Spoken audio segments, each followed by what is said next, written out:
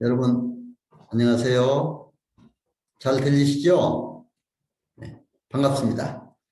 아까 이제 입소식 때 인사를 간단히 드렸습니다. 박완신 교수입니다. 특히 오늘 이제 첫 시간 첫 교육입니다. 우리가 가장 기본적으로 알아야 될 행정사, 법령, 제도 이해와 함께 여러분들이 이제 행정사 교육을 마치시고 행정사로서 창업을 하게 되면은 어떻게 행정 컨설팅 기법을 통해서 성공할 수 있냐. 오늘 그런 중심으로 말씀을 드리도록 하겠습니다. 이제 강의에 들어가기 전에 여러분들과 함께 또 서로 알아야 돼서 더 가까워질 수가 있습니다. 독일의 유명한 철학자인 마틴 부버 나와너라는 책에서 인간은 서로의 만남 속에서 행복이 있고 축복이 있다 이렇게 얘기를 했습니다. 오늘 행여사 여러분과 저의 만남 바로 축복의 자리, 행복의 자리가 되시기를 기원해 맞이합니다. 여러분 이렇게 만나 뵙게 된 걸 영광으로 생각합니다. 특히 우리 대한행정사 협회에 오신 여러분 다시 한번 축하드리고 환영의 인사 말씀을 드립니다. 사실은 그동안에 우리 대한행정사협회가 한 8개로 이렇게 나눠져서 있었습니다. 그런데 우리 대한행정사협회가 이제 그 8개 중에는 제일 그 회원이 많이 소속되어 있습니다. 아까 회장님도 인사를 통해서 얘기를 했지만 한 8,000여 명이 현재 개업행정사가 되어 있습니다. 이렇게 큰 우리 대한행사에 여러분 또 오셔서 함께 하시게 된 걸 영광으로 생각하고 특히 같은 행정사로서 또 여러분을 만나 뵙게 됐다는 것 저 역시 큰 영광입니다. 감사합니다.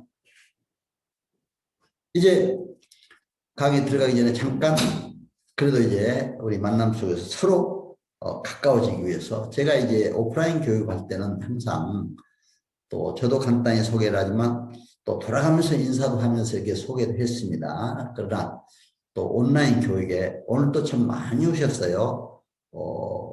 참 한 192명이 오셨습니다. 이 192명 중에는 다양하게 다 오셨죠. 이제 공직에서 정말 오랫동안 근무하다가 오신 공직자님도 계십니다. 또 시험 출신도 계십니다. 혹시 여기 시험 출신 계시면 한번 손 한번 들어보시죠. 시험 출신 어디 손 한번 들어보시죠. 예.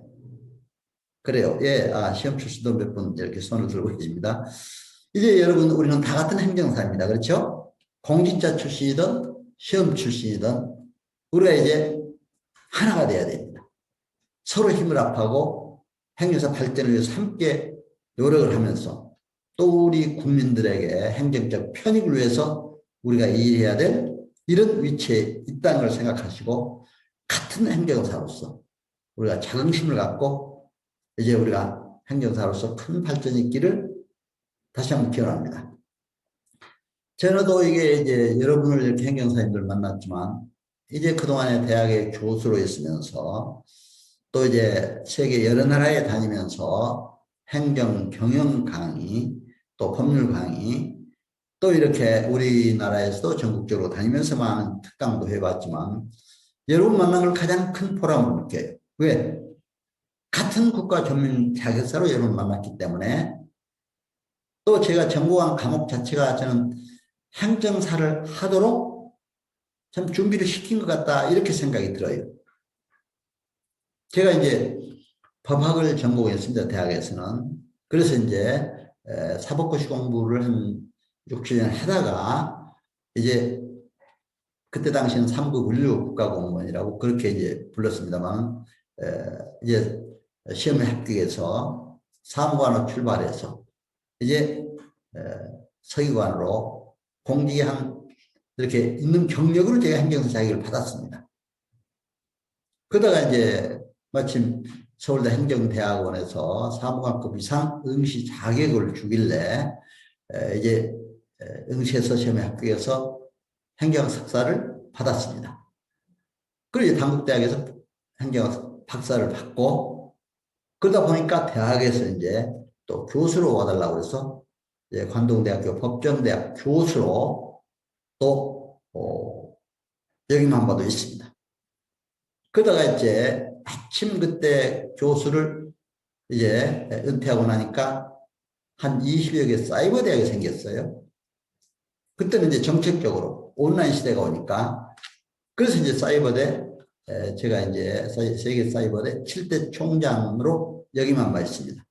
또 이 사이버대 총장들로 함께한 원격대학 협의회 이사도 함께 하면서 이제 교육계에서 봉사하게 됐습니다. 그러면서 이제 공직에서 또 이렇게 교직에서 있다 보니까 또 이제 공직 경험과 또 교직에서 가르치는 경험과 함께 하다 보니까 또 우리 대한행사협회에서도 이렇게 교육 부회장을 맡아서 또 교수로서 이렇게 여러분 앞에 서게 된 겁니다. 그리고 대한행사협회 특히 법률정책자문위원회 위원장을 맡아서 제가 이제 이번에 법 개정 과정에서도 우리 행정사법 개정 과정에서도 이제 국회 다니면서 우리 회장단이 함께 다니면서 이제 해서 법도 개정돼서 이제 단일 행정사협회로 이제 통합하도록 법이 개정됐습니다. 이제 6월 10일 시행으로 지금 준비 중에 있는데 지금 한참 설립준비위원회를 만들어서 준비 중에 있습니다. 그래서 이런 역할도 하면서 지금 행정사로서 일을 해왔고 또 법무부 출입국관리부 대행기관 출입관리 업무 대행기관 대표 행정사로 일을 하고 있고요. 또 현재는 행정심판소만 행정사무소 대표 행정사로 일하고 있습니다. 저희 사무소는 서울 서초동에 바로 법원 앞에 전철로는 교대역입니다. 법원 앞에 바로 저희 사무실이 있습니다. 처음에 한 서너 명으로 시작했는데 지금은 10여 명 그동안에 같이 있었고 거의 고위공직자도 이렇게 함께 일을 하고 있습니다.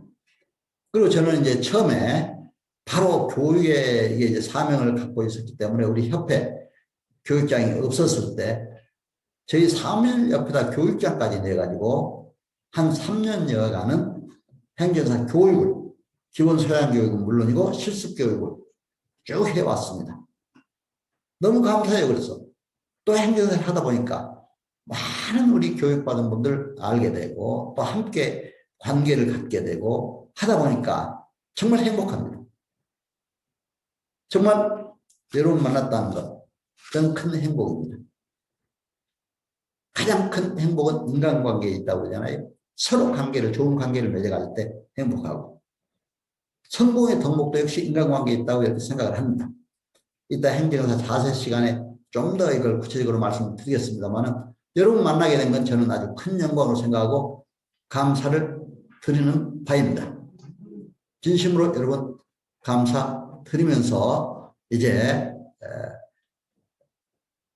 그 강의에 들어가기 전에 먼저 또 강의 순서 잠깐 말씀드리고 종합적으로 말씀드리고 이제 오늘 강의 본격적인 강의에 들어갈까 합니다.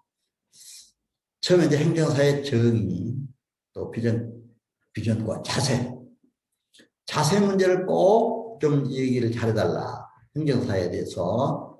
그러면서 우리 행정안전부에서 제가 이제 대한행사협회 교육부회장을 하고 있기 때문에 회의에 여러 번 술차례에 참가를 합니다. 거기에 이제 각 시군구에서까지 시도 각 담당자분들도 옵니다. 그래서 그때도 꼭 그 행정사의 첫째 자세가 중요하다. 그래서 이 문제를 좀 강조했으면 좋겠다. 그래서 이제 첫째 자세 문제, 또 행정사가 알아야 될 주요 법령.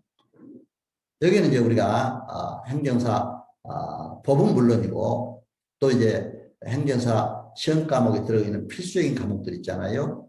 행정학은 물론이고 행정법, 민법, 행정심판법 등 이런 주요 법령들, 또 행정사 제도, 우리 행정사가 어떻게 생겼느냐, 그동안의 과정이 어떠냐, 행정사법은 뭐냐, 또 국민 편익 상담 컨설팅, 행정사법 제1조의 목적대로 국민의 편익을 위하고 행정제도의 건전한 발전에 기여한다는 것이 행정사법 1조의 목적입니다. 그런 이 목적 달성을 위해서 우리가 행정 컨설팅, 바로 이걸 어떻게 해야 되느냐, 이런 순위로 오늘 말씀을 드리도록 하겠습니다. 자, 행정사의 비전과 목표, 소망. 지금 1조 설명한 대로 행정과 관련된 국민의 편익을 도모하고 행정제도의 건전한 발전에 기여한다, 이렇게 되어 있습니다. 아까 마틴 부가 얘기했죠. 바로 우리 인간은 만남 속에서 행복이고 축복입니다. 그리고 성공 덕목 4요소도 보니까 지능, 지식, 기술, 자세 이렇게 있는데 이것도 하버드대학에서 연구한 결과예요, 사실은. 지능 지수도 높아야 되고 지식도 있어야 되고 성공하려면 기술도 있어야 되지만 그중에 뭐가 가장 중요해요? 자세. 자세가 성공의 97%를 차지한다, 이렇게 얘기하고 있습니다. 여러분, 행정사로서 이제 임하는 자세가 중요합니다. 어떻게 임해야 됩니까? 바로 우리는 행정사가 된 걸 그 자체를 감사하면서 행정사로서의 긍지를 갖고 열심히 공부도 해서 성공하는 여러분 행정사에 님들이 다 되시길 바랍니다. 아까도 말씀드렸습니다만 인간관계가 성공의 85%를 차지한다고 합니다. 이것은 바로 성공이자 우리 행복의 요소도 됩니다. 그렇기 때문에 자세, 인간관계는 성공 요인도 되지만 행복의 요인도 된다. 그렇게 하시고 여러분 함께 임해 줬으면 좋겠다는 생각이 듭니다. 이제 논어에는 보니까 호지자 불여 낙지자라는 말이 있습니다. 호지자 불여 낙지자. 좋아해서 하는 것보다 즐거워서 하는 게 더 낫다 하는 얘기죠. 여러분 행정사가 좋아서 오셨겠죠. 그러나 행정사를 즐기십시오. 즐겨야 됩니다. 즐거워하는 자가 정말 더 행정사로서 성공할 수가 있습니다. 그러나 저는 여기다 한마디 더 붙였습니다. 낙지자 불여 감지자다. 즐거워하는 자보다 감사하는 자가 낫다. 인생을 감사로 살면요 정말 행복합니다. 제가 해볼 거래요. 정말 제가 공직에서 또 교수, 총장 마치고 행정사 하게 된 게 너무 감사해요. 은퇴하고 나서. 바로 제가 2014년 3년도 행정사 1회로 자격을 받았습니다. 자격을 받고 1기로 교육받아서 바로 서초동 법원 앞에 행정사무소를 냈습니다. 하다 보니까 지금까지 쉴 틈도 없지만 늙을 틈도 없습니다.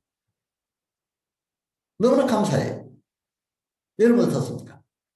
우리가 감사한 마음으로 여러분 행정사를 시작하세요. 사무엘 울만 같은 청춘이라는 시에서 뭐라고 했습니까? 인간은 나이가 들어서 늙는 게 아니라 이상, 꿈, 열정을 잃으면 늙는다고 했습니다. 여러분 이제 시험 보신 분들은 아직 연세가 젊으실 줄도 믿습니다. 그러나 요즘에 상당히 시험 보신 분들도 일반 금융기관에 또 일반 공직이 아닌 기관에 있던 분들은 또 연세가 많은 분들도 계세요. 어떻게 합격했는지 너무 감사하더라고요. 합격하게 들어오셨어요. 그런데 공직에 계신 분들은 이제 은퇴하고 바로 이렇게 하신다는 것, 이 자체가 가장 정말 중요한 일을 맡으셨다, 이렇게 긍지를 갖고 꿈과 열정을 갖고 여러분들이 하시면 정말 늙지도 않다. 저는 제가 입증을 해요. 제가 7세까지 일을 했습니다. 대학의 총장 마치기까지. 끝나고 나니까 바로 이 행정제도가 생겼어요. 2013년도, 14년도. 그래서 바로 1회 1기로 교육을 받고 행정사무를 시작했습니다. 해보니까 지금 너무 감사해요. 이 일이 정말 나에게 주어진 가장 큰 보람 있는 일이구나, 이렇게 생각이 돼서 감사를 하게 됩니다. 여러분 행정사로서 긍지와 감사를 갖고 꿈을, 이상을 갖고 여러분들이 행정사로서 열심히 일해 주시면 고맙겠다 생각이 듭니다. 그럼 이제 행정의 정의와 섬기는 행정사의 역할과 자세, 한번 학문적으로 보시죠. 제가 상관 서기관 시절에 이제 서울대 행정대학원에 가니까 전부 이제 같은 공무원 출신들이 야간부에 들어왔어요. 다 지방관서, 중앙관서의 과장급 이상, 또 국장급, 또 차관급도 주고 고위공무원들이 다 오셨더라고요. 너무 좋았어요. 각 부처의 분들이 또. 그래서 같이 이렇게 공부하다 보니까 너무 아주 서로 잘 좋은 분위기 속에서 공부를 했습니다. 그때 첫 시간에 행정학의 개념을 얘기하시더라고요. 여러분 행정학 과목에 1차 과목에 행정학이 필수 과목이 됐습니다. 행정이란 뭐냐? Public Administration이다. 그렇죠? Public Administration. Public은 뭐니까? 공공성, 공익성. 애들하고 접두사지만 미니스트리, 미니스타. 이건 어떤 의미가 있습니까? 목자, 장관이라는 의미가 있습니다. 이런 큰 의미가. 근데 또 거기에는 섬기고 봉사한다는 의미가 있습니다. 자, 장관도 국민들을 섬기는 자세야 한다. 그렇죠? 목자도 양들을 보살피고 쉴만한 물가로 인도해야 되고 풀밭으로 인도해 줘야 됩니다. 바로 이것이 목자입니다. 이렇게 행정의 개념이 이렇습니다. 그래서 저는 여러분 행정사 1법 1조의 목적대로 국민의 편익을 넘어가고 행정제도의 건전한 발전에 기여한다. 이렇게 되어 있기 때문에 바로 국민을 섬기고 봉사하는 이런 위치에 있다. 이렇게 생각이 됩니다. 그래서 행정사는 뭐라고 부르냐? 바로 Public Administration Lawyer 이렇게 부릅니다. 행정법률가예요. 여러분 가장 전문적인 행정법률가입니다. 왜? 행정사 시험에 합격해 오신 분이나 또 행정공무원으로서 그동안에 오랫동안 공직에 계셨던 분들 가장 전문적인 행정법률가라는 자긍심을 가졌어요. 그럼 우리가 공부를 열심히 해서 행정에 관한 법률 전문가가 돼야 됩니다. 제가 2017년도 8월 달에 일본 행정사 협회를 방문한 바 있습니다. 일본 행정사협회는 아주 상당히 많이 발전을 했어요. 여기 총무성, 우리로 말하면 행정사 감독관청인 행정안전부와 같은 기관이죠. 총무성 하고 다 방문해서 행정사 제도에 대해서 알아보고 왔습니다. 거기서는 뭐라고 하느냐, 행정사를 가해 법률가 그러더라고요. 가해 변호사. 거리 가짜예요. 제가 오프라인 교육할 때는 이제 종로 1가, 3가 그쪽에서 교육을 했습니다. 보세요. 거리 가짜죠. 종로 3가. 그렇죠? 바로 이런 거리의 법률가. 왜 거리의 법률가라고 합니까? 거리의 변호사라고 합니까? 국민과 가장 거리에서 가까이 할 수 있기 때문에. 그렇죠? 우리 행정사는 바로 그런 사람입니다. 국민과 가장 가까이 할 수 있는 그런 법률가입니다. 그러나 우리가 이런 법률가로서의 공부도 많이 해야 되겠죠. 물론 뭐 그동안에 공부 많이 하셨겠지만 그러나 행정이라는 법은 얼마나 많습니까? 3,000여 가지가 된다고 그러잖아요. 그렇기 때문에 저도 업무를 하다 보니까 부딪힐 때마다 새로운 법들이 나와요. 예를 들면 이번에 공시지가가 전부 오르는데 공시지가에 관한 법은 그렇지 않아요? 부동산? 또 교통 문제가 됐을 때는 도로교통법이라든가 각종 법이 있습니다. 그건 이따가 좀 더 구체적으로 설명드리겠습니다만 이런 법률에 행정에 관련된 법률에는 최고의 전문가다. 이런 자긍심을 갖기 위해서 우리가 더욱더 열심히 노력하고 공부해야 된다. 그렇다면 이제 행정사는 또 국가의 지도자입니다. 리더로서의 저는 3S 리더십을 강조하고 있습니다. 서번트. 아까 제가 행정의 개념에서 얘기했죠. 섬기는 자세가 중요해요. 바로 섬기는 자세. 셀프 리더. 셀프 리더는 뭡니까? 자기 자신 관리를 잘해야 돼요. 그렇죠?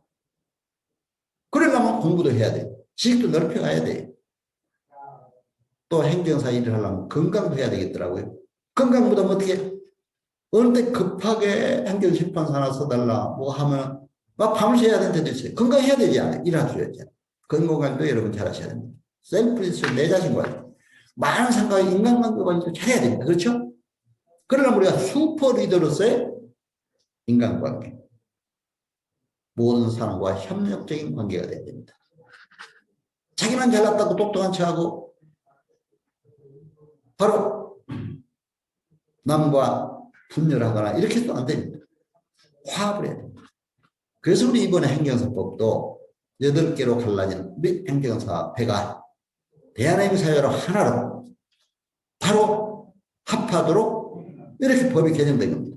이런 목적하에서 우리가 행정사를 출발해야 한다 이렇게 생각을 합니다. 그래서 여러분 잘 오셨습니다. 바로 여러분들이 지금 아주 이런 과정 준비 중에 있는 과정에 오시는데 여러분 또 이렇게 특히 대한행사협회 교육에 오신 것을 진심으로 다시 한번 환영의 말씀을 드립니다. 자, 그러려면 우리가 이제 여러분 행정사로서의 리더, 성공해 가려면 어떻게 해야 되느냐. 성공 4A 바이러스에 걸리지 말아라. 특히 이것은 스티븐 버글레스라고 하는 미국 하버드 대학교의 심리학자입니다.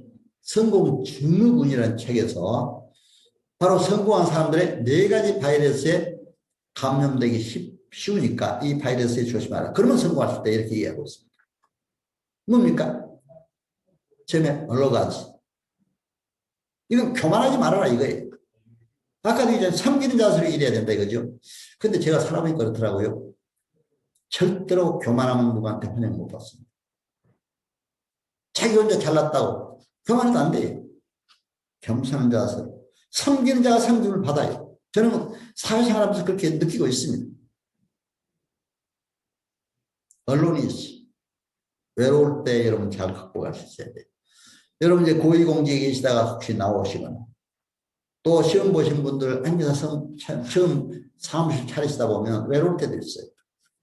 손님이 없을 때도 있어요. 또 혼자 가서 청소도 하고 손님 오면은 한 사람은 반가워가지고 막 차도 타다 내고 이렇게 할 수 있어요. 저도 처음에 그렇게 경험을 했습니다. 참 처음에 좀 외롭고 쓸쓸하기도 하더라고요.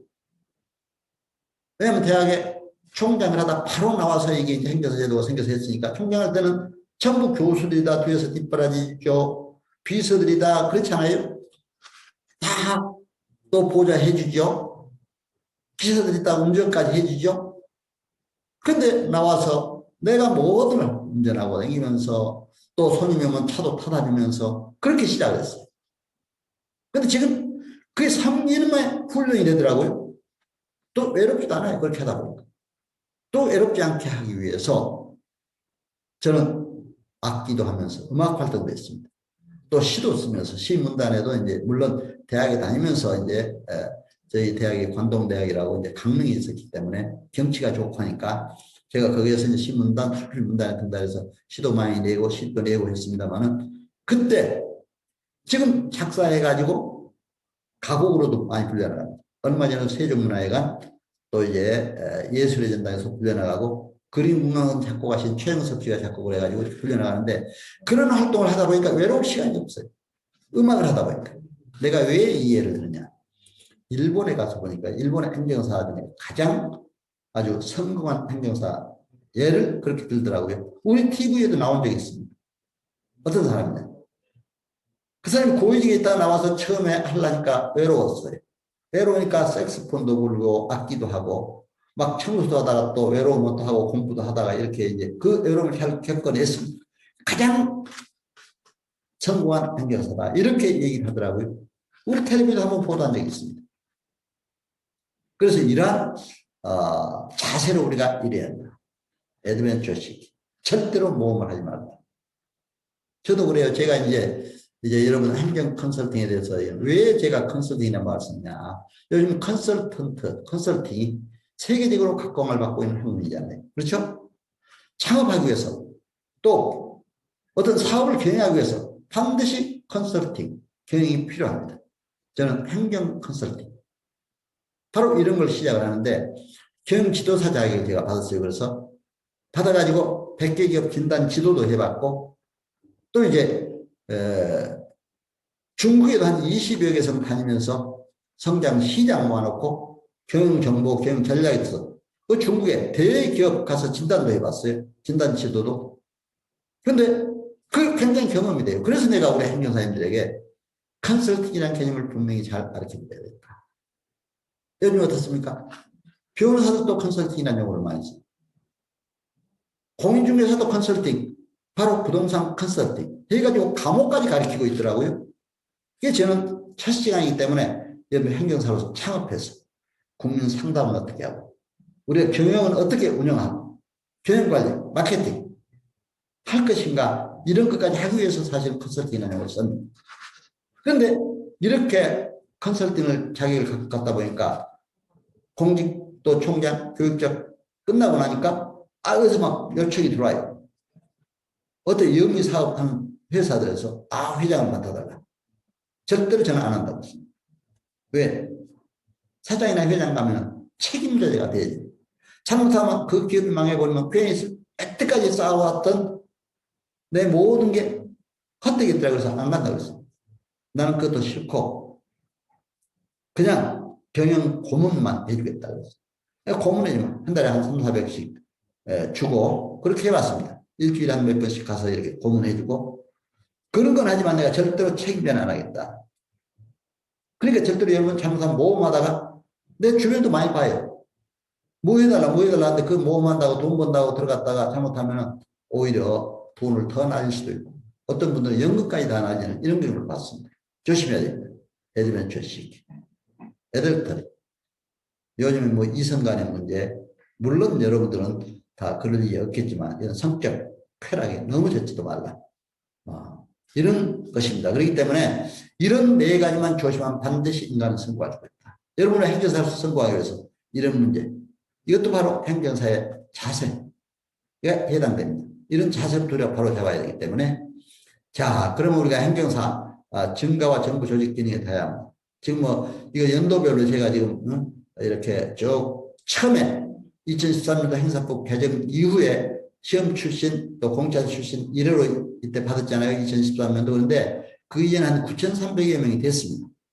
그런데 지금 얼마인지 아세요? 39만 2,500여 명씩 됩니다. 지금 굉장히 많아졌어요. 공인중개사도 저도 이제 자격을 가지고 있기 때문에 공인중개사. 거기도 한번 교육에도 참여해봤어요. 그런데 거기는 한 50만 된다고 그러더라고요. 그러니까 국가 전문 자격사 중에는 공인중개사 다음으로 행정사 제일 많아요. 우리 행정사에 또 공인중개사 자격을 따가지고 같이 또 자격을 걸고 일을 한 분도 있습니다. 특히 우리가 부동산, 토지보상 문제, 우리 행정사가 해야 될 일이에요. 부동산 관련된 공시지가 이런 문제, 또 부동산 관련된 부동산 시세 확인 문제, 우리가 행정사들이 많이 하고 있습니다. 그래서 이러한 숫자 이렇게 많아지고 있다 하는 걸 여러분 참고로 아시고, 그러나 우리나라에 지금 일본 행사를 보니까 46,205명이 개업을 했더라고요. 그때 당시 가서 보니까 인구 3,000명당 1억 2,700 인구 잡고 일본 행정사가 이렇게 돼 있어요. 근데 한국 행정사는 현재 8,000여 명이라고 그랬잖아요. 그럼 우리 5,100만 인구 잡고 약 17,000명이 필요합니다. 일본에 비교하더라도. 근데 현재 9,000명 정도니까 8,000명 정도니까 약 9,000명이 부족하죠, 사실은. 그렇죠? 그래서 이런 것들을 우리가 이제 앞으로 잘 극복하면서 여러분들 우리가 이제 행정사가 어떻다는 걸 알기 위해서 말씀드렸습니다. 저는 특히 북한 행정도 이제 공부를 하면서 남북 문제도 좀 관심을 갖고 북한의 행정, 통일 시 우리 행정 조직은 어떻게 할 것인가 이런 것도 연구를 했습니다. 통일 시 남북한의 행정 행태를 어떻게 변화시켜 갈 것인가 이런 걸 연구했는데 남북한의 통일 시는 24,000여 명이 필요해요. 행정사가 이렇게 소요됩니다. 그런데 사실은 여러분 어떠세요? 북한은 사회주의, 공산주의 국가이기 때문에 노동당 중심의 체제입니다. 정치 중심의 체제입니다. 정치의 서브 시스템으로서 행정이 존재합니다. 행정부가 물론 있어요. 거기 전문도 있고 각 위원회 부서가 있습니다. 거기도 부장이 장관급인데 부장, 위원장 이렇게 부릅니다. 또 정무원 총리가 있죠. 부총리가 있죠. 그러나 행정기관은 명맥은 있지만 사실은 당의 소속병이나 마찬가지예요. 노동당이 하라는 대로밖에 일을 못합니다. 행정이 없다고 볼 수가 있죠. 그러니까 우리가 이제 통일시에 우리 행정사들이 정말 북한의 행정을 바르게 이끌어가는 중요한 역할을 해야 된다. 이런 비전도 가지고 일을 해야 됩니다. 그래서 우리가 이런 문제까지 여러분들에게 제시를 해드렸습니다. 자, 그러면 여러분 보세요. 우리 정부 부처를 제가 잠깐 소개했습니다. 이 부처를 다 소개하면서 이 부처를 일일이 얘기하려면 이 하나만 가지고도 뭐 지금 몇 시간 해야 돼요. 그렇죠? 정부 부처. 근데 제가 이제 그동안에 많이 이제 참여했던 거, 또 경험했던 거, 우리 행정사들이 많이 하고 있는 부서 중심으로 뭐 말씀드렸습니다. 물론 기획재정부, 기획재정에 관한, 금융에 관한 이런 것도 우리 행정사들이 어느 국회의원 한 분은 저희들한테 그 교육받았는데 그분은 그러더라고요. 앞으로 그런 문제 중심으로 하겠다. 국제금융 문제. 교육부는 뭐가 많습니까? 저도 바로 이런 업무 위임을 많이 받아봤어요. 대학법인 설립을 해달라. 사이버 대학을 하나 설립을 해달라. 법인 설립 인허가 문제. 우리 교육에 관한 문제잖아요. 또 교육청 산하의 여러 가지 문제. 그렇죠? 학원 설립 문제. 또 학교 폭력 문제. 그렇죠? 우리 행정사들이 다 하고 있습니다. 그 다음에 과학기술 문제. 외교. 또 통일. 저도 통일법원도 몇 차례 했습니다.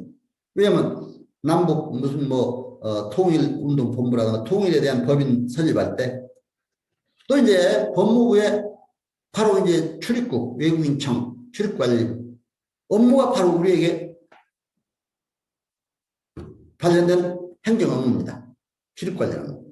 국방부 산하의 국가유공자 국가보훈에 관한 업무도 많습니다. 국가보훈처도 물론 우리가 같은 업무가 거기에 있지만 국가유공자 업무도 저희 사무실도 국가유공자만 전문으로 하는 분들이 있습니다. 행정안전부는 바로 우리 행정사의 바로 감독관청이죠. 그렇죠? 문화예술관광. 문화예술에 관한 행정이 얼마나 많습니까? 저는 아까도 말씀드렸지만 작사 또 시를 쓰고 가요도 작사해서 제 이제 유튜브나 이런 채널에 많이 나가고 있습니다만 저작권 등록 이것도 행정사도 해야 되는 일이에요. 그렇죠? 음악 저작권 협회. 저는 그것도 많이 해봤습니다. 저도 저작권 등록 물론 내 것도 등록을 했지만 하니까 저작료도 이렇게 조금씩 나오고 그래요. 그런데 바로 그런 저작권 등록하는 것도 우리 행정사도 해야 됩니다. 그 이외에도 뭐 얼마나 많습니까? 보건복지부. 요새 이제 질병관리청이 생겼죠. 그렇죠? 질병관리청과 관련된 행정사들이 해야 될 일도 많이 있습니다. 또 이제 환경부. 환경부는 제가 지난번에도 환경분쟁조정위원회를 가봤어요. 그랬더니 거기에서 어디 시골에 이제 아파트 초원이 있는데 아파트 초원에 축사들이 있어요.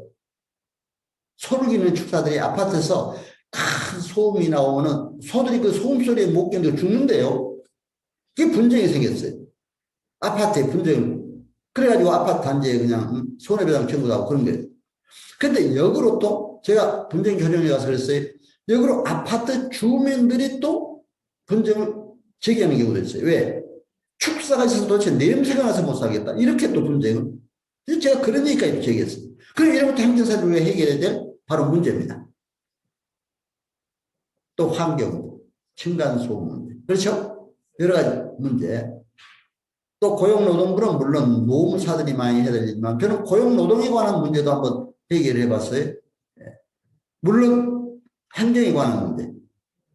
어떤 날 학원을 경영하다가 월급을 좀 못 줬더니 그게 학원 폐쇄하라. 그래서 이제 저한테 찾아왔어요. 어떻게 이걸 노동부에서 이런 게 왔다 이거죠. 제가 그랬습니다. 어떻게 해서 원인이 그렇게 되냐 했더니 서로 이제 협력해서 협업하기로 한 사람이 자금을 투자하지 않고 자기 직원들만 써가지고 월급을 2, 3개월 안 주니까 그 노동부에 고발했다. 그런 일을 하더라고요. 그러면 그런 증거를 다 가져라. 계약한 거라든가 얼마 투자가 됐다든가 다 가져왔어요. 제가 그에 따라서 내용 종료편을 썼습니다. 써가지고 다 보냈습니다. 당사자에게도 보내고 노동부에도 보내고 노동부. 이게 잘 서로 합의해서 해결됐어요. 저한테 그렇게 감사하더라고요. 벌써 별 일들이 다 있잖아요. 여성가족 관한 문제. 예. 또 이제 해양수산부는 물론 회사행정사가 하게 됐습니다. 물론 기술행정사라고 그랬죠. 회사행정사. 또 이제 국토교통부는 우리 토지보상 문제. 또 중소벤처기업부가 있죠. 여기에는 이제 주로 그 경영지도사, 아까 제가 경영지도사 자격을 가지고 있다고 했는데 경영지도사들이 이제 감독관청이 되죠. 그래서 그쪽 일입니다만 어떤 행정에 관한 거는 일단 우리 행정사들이 뭐 할 수 있다. 밑에 청급도 물론 이제 국세청이나 관세청 이런 세무사, 관세사들이 할 일입니다. 또 이제 다른 그 특허청 변리사들이 일이 많고요. 특허 문제 이렇게 있습니다. 그러나 그 이건 우리 행정기관들은 전부 거의 우리 행정사들이 해야 되는데 얼마나 많습니까? 이 정부의 각 부처, 중앙부처 우리가 업무뿐만 아니라 지방자치단체, 광역시도단체, 기초시군구단체 바로 거기에 관련된 업무들이 굉장히 많습니다. 보세요. 예를 들면 저는 서울시에 사다 보니까 서초구 관내에 영업을 하다가 영업 정지를 당했다. 서초구청에서 바로 나와서 저한테 왔어요. 좀 구제해달라. 그럼 그런 것도 해결해주고 행정심판 써주고 이렇게 해서 해결해주는 경우도 있습니다. 그렇기 때문에 이런 문제 또 이제 경찰청 관내에 우리가 경찰에 관한 여러 가지 음주운전 적발에 대해서 또 만나 그럼 그런 것도 우리가 해결을 해줘야 되잖아요. 그렇죠? 그래서 이제 이러한 업무들이 만 우리가 행정사로 할 수 있는 일이 각 부처 업무가 있다. 이 부처를 다 이제 소개를 해야 되지만 혹시 빠진 부서가 있더라도 여러분들이 뭐 혹시 그 부서에 계신 분들은 이해하시라고 믿습니다. 뭐 워낙 많기 때문에 일일이 다 하다가는 뭐 또 이렇게 뭐하니까요. 그리고 특히 이제 법제처에서는 법률 해석을 전문을 하기 때문에 이런 것들을 잘 해야 돼요. 제가 이제 법인 설립을 하다 보니까 서울시에서 어느 때 그래요. 어이구 법인 설립 인허가 업무가 너무 많이 들어온다 이거. 지방으로 이관됐기 때문에 특히 문화예술에 관한 문제가 많이 들어오더라 이거죠. 그래서 문화관광부도 질의하고 법제처도 질의했다 이거죠. 너무 들어오니까 이거 좀 해결해달라 했더니 법제처에서 어떻게 해석이 나온 줄 알아요? 그렇게 나왔다고 우리한테 공문을 보여줘요. 전국적인 범위의 업무가 해당될 때는 서울시에 주소가 있다 하더라도 중앙부처에 법인설립 인허가를 해야 된다고 이렇게 나왔다고 그러더라고요. 다만 서울시 주소만 있을 때는 서울시. 그렇죠? 그 관내. 그 주소가 있고 서울시 사람들만 중심으로 이렇게 모일 때 그래서 이제 그렇게 법적 해석도 나오고 있습니다. 그래서 이런 법률 해석 문제. 그래서 여러분들이 이런 것도 여러분들이 잘 아셔야 된다 해서 제가 잠깐 말씀을 드립니다. 저는 실질적으로 이제 법률적인 행정적인 문제도 얘기하지만 제가 그동안에 법원에서 소망행정 사무소를 두고 이제 하다 보니까 제가 이런 것도 말씀을 드립니다. 여러분 이제 이런 그 정부 부처 일뿐만 아니라 이제 아까도 말씀드렸습니다. 법률 연구도 출제해야 된다. 예를 들면 국회 법률정보 시스템을 통해서 최신 법이 어떤 것이 나오냐 이런 걸 알아야 돼요. 그렇죠?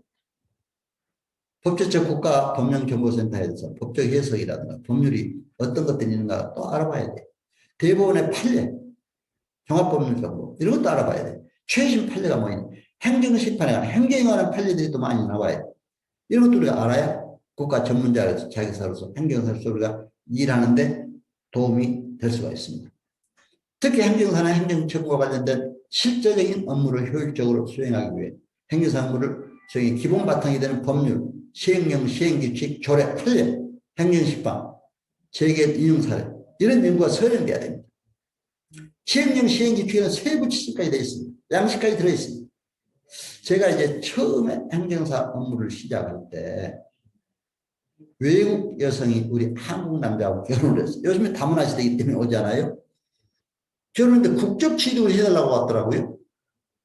근데 저는 여러분 주로 통일안보기관에 이제 근무도 하고 또 거기 자문위원도 하고 상임위원도 하고 이렇게 해왔기 때문에 출입국 관련 한 번도 해본 일이 없어요. 근데 제가 그럼 어떻게 해야 됩니까? 그 일 해달라고 왔을 때. 아, 나 할 줄 모르니까 그냥 딴 데로 가세요 하겠습니까? 그럼 행정사 어떻게 합니까, 앞으로? 지혜롭게 해야 됩니다. 국민에게도 친절하게 해야 됩니다. 그래서 내가 그랬어요. 그래요. 제가 하여튼, 최선을 다해서 노력을 해보겠습니다. 그래서 하여튼 오늘, 이제 정식 유임 계약은 한 2, 3일 있다 체결하고 오늘 일단 내가 설명만 저한테 잘 해주고 가시면 제가 거기에 따라서 처리할 수 있는 그런 여러 가지 방안을 모색해 보겠습니다. 하고 돌려보냈어요. 그리고 2, 3일 동안 제가 어떻게 하는지 아세요? 법률, 관련된 법을 다 달달해서 공부했어요. 국적법, 출입국관리법, 시행령, 시행 규칙까지 다 봤어요. 답이 나오더라고요. 양식도 다 나오더라고요. 그래 어떻게 됩니까?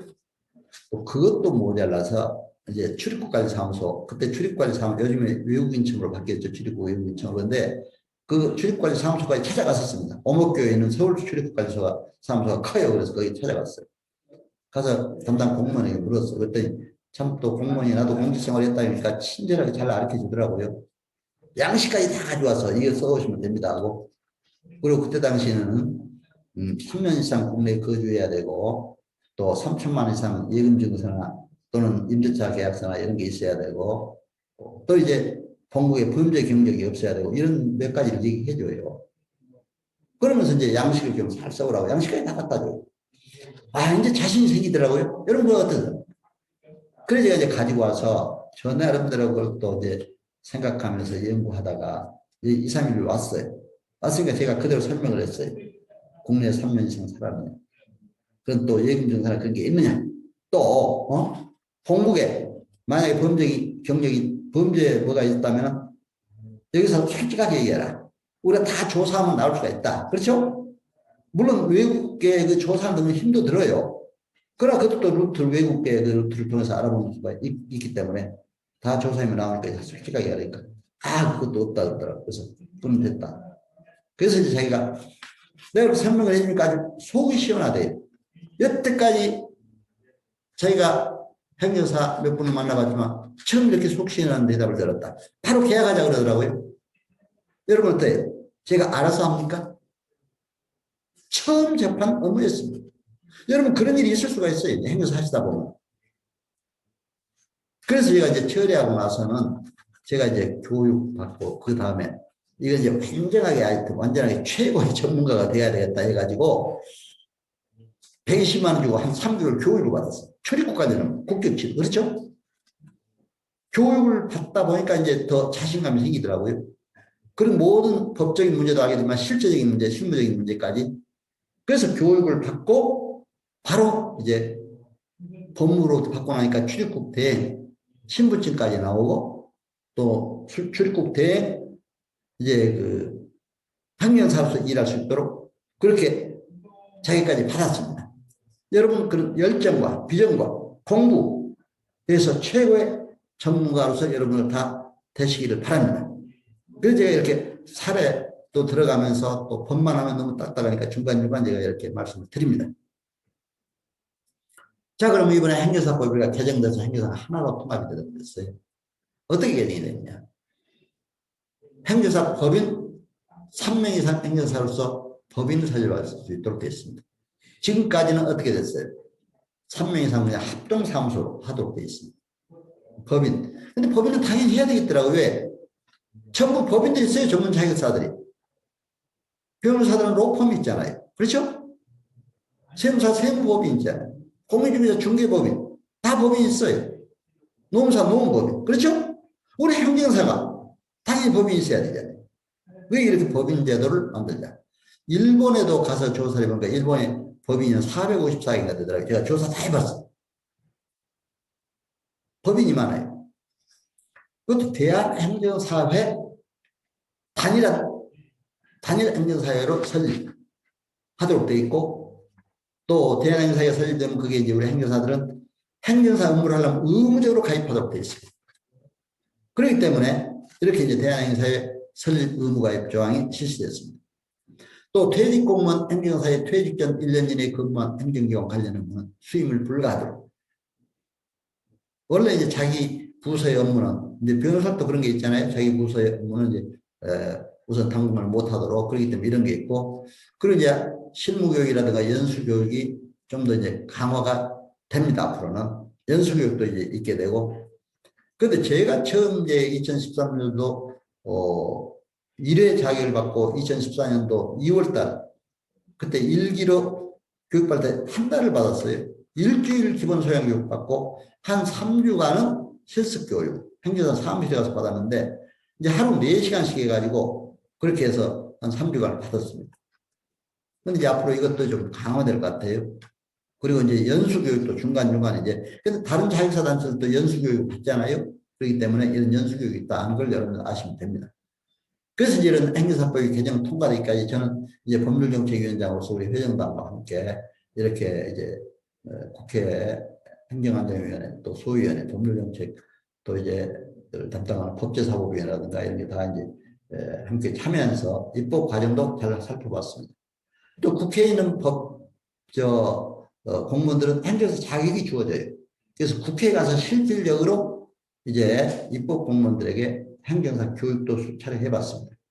또 일본의 행정 제도를 연구해 와서도 이제 국회에서 전체 국회의원 또 국회 입법 공무원들 대상으로 제가 세미나도 하면서 강의도 한 적이 있습니다.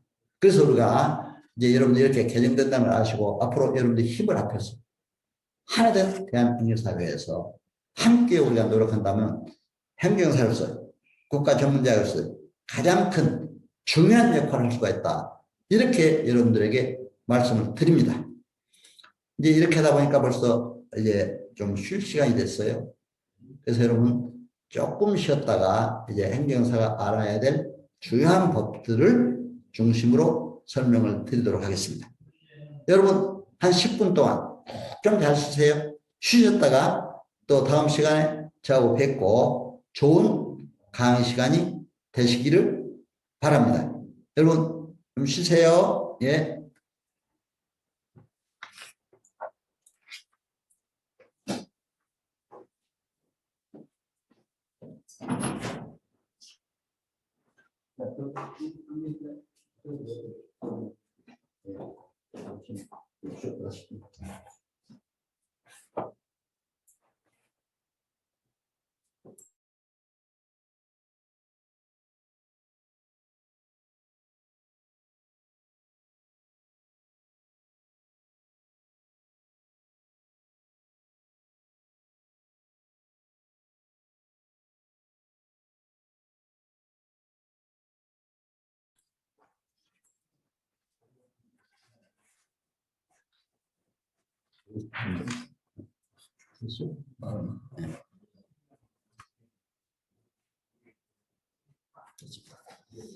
잘 쉬셨어요? 예. 피로 푸는 방법도 저도 이제 강의를 많이 하다 보면은 어느 때 뭐 주간에 한 8시간 야간까지 또 하는 경우도 있었어요. 그런데 10분 쉬는 시간에 푹 하여튼 자는 방법을 또 배웠어요. 그러니까 피로가 싹 풀리면 또 그 다음 강의를 하고 하게 됩니다. 그래서 여러분 쉬시는 방법도 그렇게 이제 좀 하는 그런 방법을 가지시면 바쁘게 일하시는 분들 좋습니다. 이제 우리가 행정사가 꼭 알아야 될 주요한 법령들 오늘 이제 이 시간 법령과 이제 그 경영 컨설팅, 행정 컨설팅 관해서 말씀을 드리도록 하겠습니다. 여러분 참고로 이제 행정사 시험 보신 분들 아까 몇 분 계셨는데요.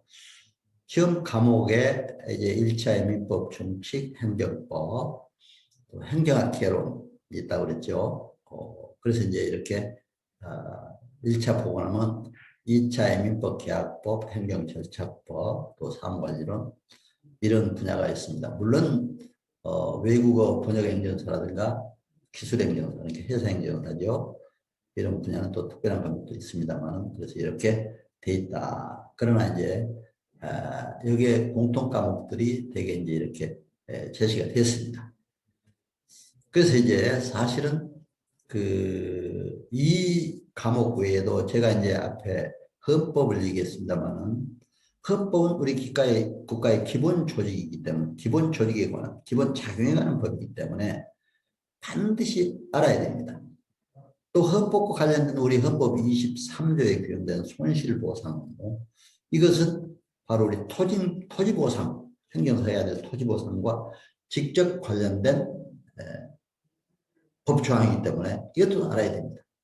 그래서 이러한 헌법에 대해서도 알아야 된다. 그래서 내가 헌법에 대해서 그렇다고 해서 우리가 이제 그 헌법을 전부 할 수 없잖아요.